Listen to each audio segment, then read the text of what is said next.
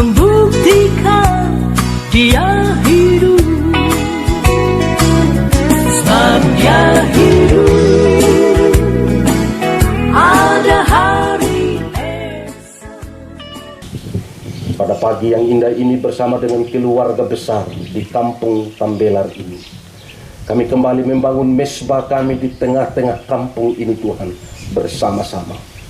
Karena itu kuasai kami dengan Roh Kudus-Mu, sehingga perayaan Paskah ini boleh memberi kami semangat baru, harapan baru, gaya hidup baru, bahwa Yesus telah mengalahkan maut dan menjanjikan keselamatan bagi kami semua. Sehingga firman Tuhan hari ini memberkati kami, meneguhkan kami, menegur, serta memulihkan kami sekalian. Di dalam nama Tuhan Yesus, firman dan kebenaran itu kami memohon. Amin. Lukas 24 ayat 1 sampai ayatnya yang ke-12.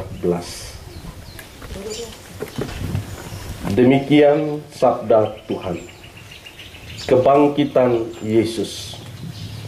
Tetapi pagi-pagi benar pada hari pertama minggu itu, mereka pergi ke kubur membawa rempah-rempah yang telah disediakan mereka. Mereka mendapati batu sudah terguling dari kubur itu. Dan setelah masuk mereka tidak menemukan mayat Yesus. Sementara mereka berdiri termangu-mangu karena hal itu, tiba-tiba ada dua orang berdiri dekat mereka memakai pakaian yang berkilau-kilauan. Mereka sangat ketakutan dan menundukkan kepala. Tapi kedua orang itu berkata kepada mereka, "Mengapa kamu mencari Dia yang hidup di antara orang mati? Ia tidak ada di sini. Ia telah bangkit. Ingatlah apa yang dikatakannya kepadamu ketika masih di Galilea, yaitu bahwa anak manusia harus diserahkan ke tangan orang-orang berdosa dan disalibkan, dan akan bangkit pada hari yang ketiga." Maka teringatlah mereka akan perkataan Yesus. Dan setelah mereka kembali dari kubur, mereka menceritakan semuanya itu kepada ke-11 murid dan kepada semua saudara yang lain. Perempuan-perempuan itu ialah Maria dari Magdala, dan Yohana, dan Maria ibu Yakobus, dan perempuan-perempuan lain juga yang bersama-sama dengan mereka memberitahukan kepada rasul-rasul. Tetapi bagi mereka perkataan-perkataan itu seakan-akan omong kosong, dan mereka tidak percaya kepada perempuan-perempuan itu. Sungguh pun demikian, Petrus bangun, lalu cepat-cepat pergi ke kubur itu. Ketika ia menjenguk ke dalam, ia melihat hanya kain kapan saja. Lalu ia pergi dan ia bertanya dalam hatinya, kira-kira apa yang telah terjadi. Demikianlah firman Tuhan yang datang memberkati kita sekalian. Salam untuk kita semua. Ayat emas kita ada pada ayat 5b. Mengapa kamu mencari Dia yang hidup di antara orang mati? Bapak Mama yang dikasih Tuhan, saya mau tanya dulu, kalau ada kita dari sini, pagi-pagi sekali masih gelap, jalan yang dilewati itu hanya itu saja, dan itu kompleks pekuburan, tidak ada lagi jalan lain. Dan memang pada beberapa 3 hari lalu, baru ada orang yang mati secara mengerikan lalu dikubur di situ. Kira-kira kalau kita lewat di situ apa yang kita buat? Apalagi kalau kita sendiri. Ada 2 kemungkinan. Lari, pokoknya tidak peduli, lah dapat tekobalan dan dapat tahu. Itu kemungkinan pertama. Kemungkinan kedua, ada gaya rohani. Semua lagu rohani yang tidak pernah keluar, lalu mulai keluar dari saku. Dia menyanyi sekuat-kuatnya, sambil kaki juga dipercepat. Ya, rata-rata kita itu kalau takut itu model begitu. Jadi saya mau tanya sama Mama, kita ini anak Tuhan kah atau anaknya siapa? Anak setan atau anak Tuhan? Anak? Kalau anak Tuhan saya mau tanya, setan takut kita atau kita takut setan?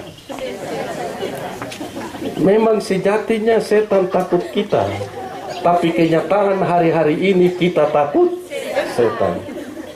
Saya lihat mama ini muka ada bersalah semua.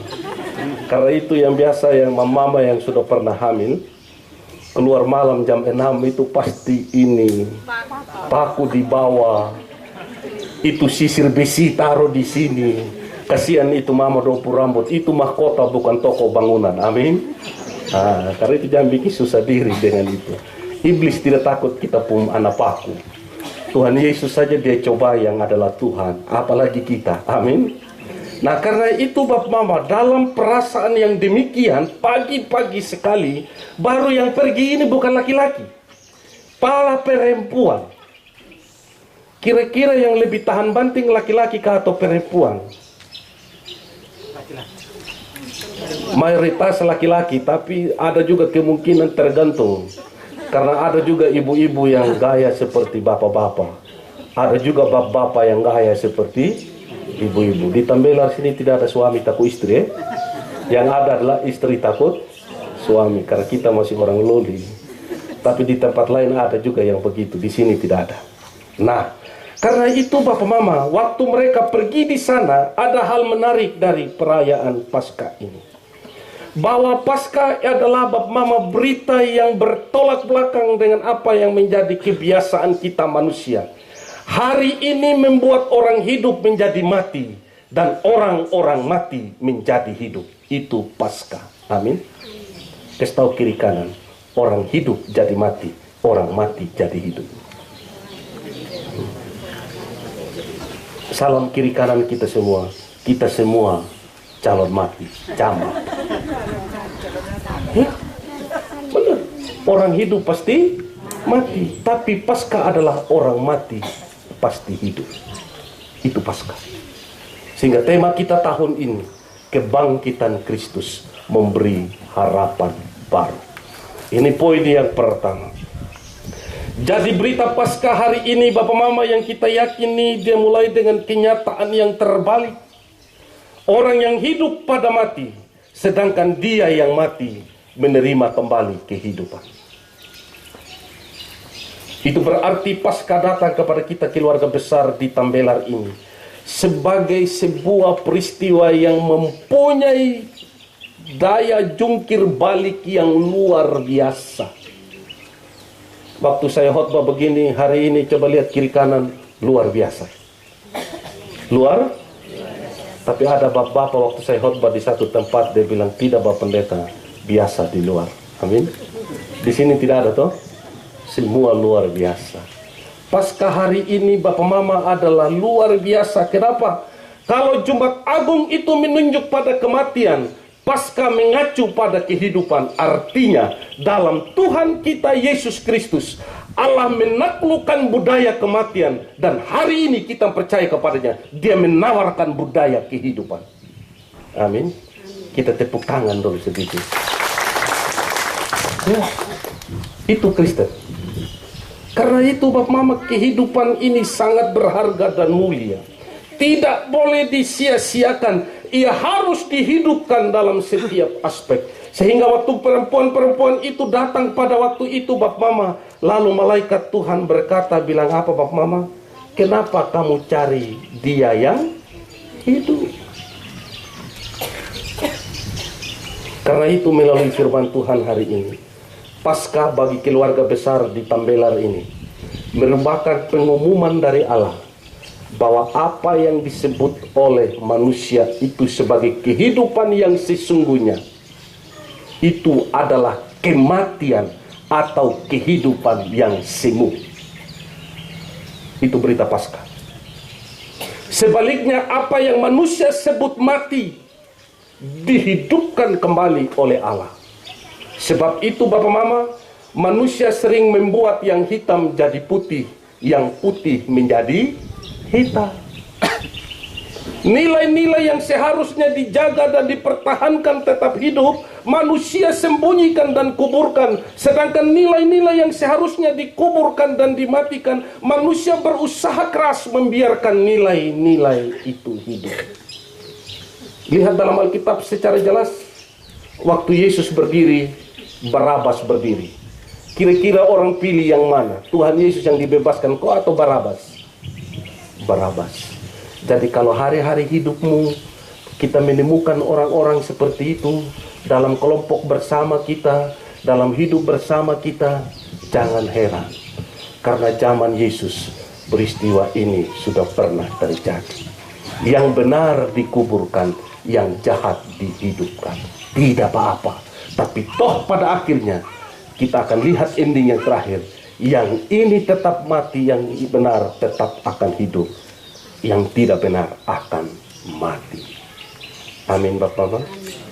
Karena itu, kalau di rumah kita nasihat kita tuh suami dia tidak dengar untuk hal yang baik, mama jangan maki dia. Amin. Karena mama adalah penolong. Amin. Mama bukan pengerongrong. Jadi tugas mama adalah terus berdoa. Supaya dengan demikian suatu saat, Bapa yang aneh-aneh suatu saat akan kembali tidak aneh lagi. Doa seorang ibu sangat berkuasa di hadapan Tuhan. Karena itulah dalam kebacaan hari ini, ketika perempuan dalam tradisi Yahudi sangat direndahkan. Bahkan kalau kita baca 10 hukum bab mama, perempuan itu sederajat pada hukum ke-10. Jangan mengingini rumahnya, atau istrinya, atau hambanya laki-laki, atau lembunya, atau apapun yang dipunyai sesamamu.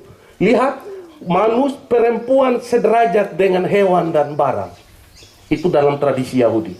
Karena apa? Karena perempuan dianggap sebagai pendosa. Sehingga ada dalam istilah Yahudi itu bab mama, alpe sibuai. Perempuan artinya berpenilai barang, berpenghasil barang, dan pendosa adanya. Karena itulah Tuhan Yesus waktu bangkit. Dan waktu dia lahir saja ke dunia, dia tidak izin kepada laki-laki, tapi dia langsung kepada Maria. Amin. Itulah sebabnya Yusuf mau ingin ceraikan dia. Dan bahkan Yesus sekali lagi dalam kuasa kebangkitannya, ketika dia totalkan semua pelayanannya dan keyakinannya dalam hidup beriman kita, waktu dia bangkit, perempuan yang jadi saksi kebangkitan pertama. Karena itu bapak-bapak saya kasih tahu hari ini di Tambela, istrimu adalah kunci dari setiap doa. Amin. Macam ini mama ada kepahitan betul dengan bapak-bapak. Kasih tahu sama bapak-bapak, kau mati sayang. Istri adalah kunci. Sehingga dalam 1 Petrus, istri itu adalah garansi jawaban doa seorang laki-laki. Sehingga dia nasihati, kalau mau supaya doa-doa kita jangan terhalangi, jangan bikin sakit depo hati. Amin. Amin. Karena kasihan toh kalau mama kerja baik, upahnya adalah cinta. I love you. Tapi kalau mama tidak kerja baik, upahnya adalah I love you. Amin. Ya.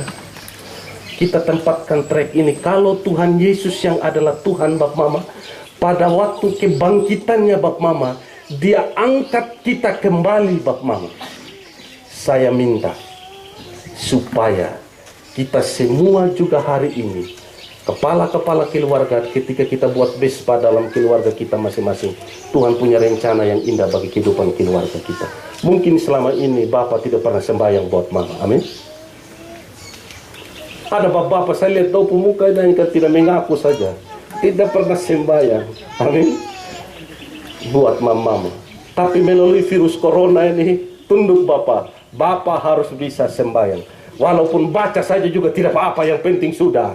Daripada tidak sama sekali. Karena kunci kebahagiaan rumah tangga, kunci rumah tangga diberkat ada pada seorang bapak. Sehingga dalam Mazmur 128 bilang, diberkatilah seorang laki-laki yang takut Tuhan, istrimu seperti pohon anggur.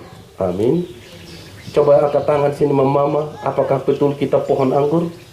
Waktu saya khotbah begitu di suatu tempat, ada bilang, Bapak, saya pu istri seperti pohon kaktus. Amin. Kenapa pohon anggur bab mama? Karena itu minuman kemuliaan dalam orang Yahudi.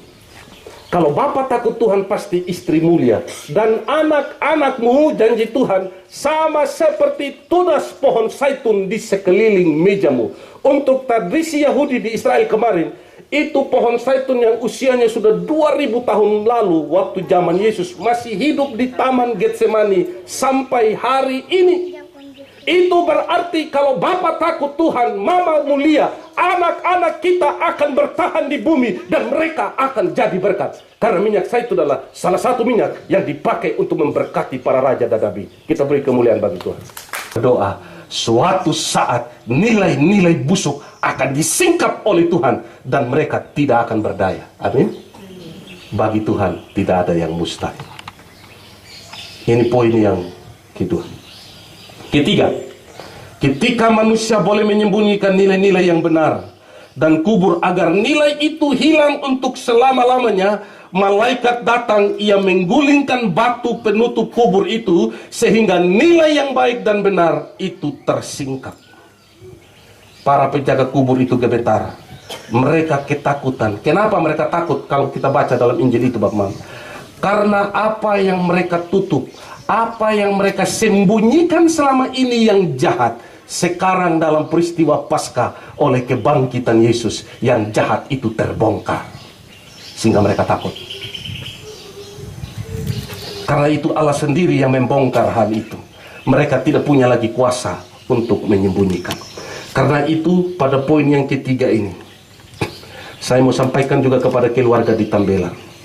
Allah juga melakukan sebuah tindakan demonstratif dalam peristiwa Paskah. Ia tidak hanya menyingkap batu kubur dan nilai-nilai yang jahat itu keluar, Bapak Mama, tetapi ada satu keyakinan besar bagi orang Kristen. Yesus duduk di atas batu kubur. Apa artinya, Bapak Mama? Batu kubur yang oleh banyak orang adalah tempat menakutkan.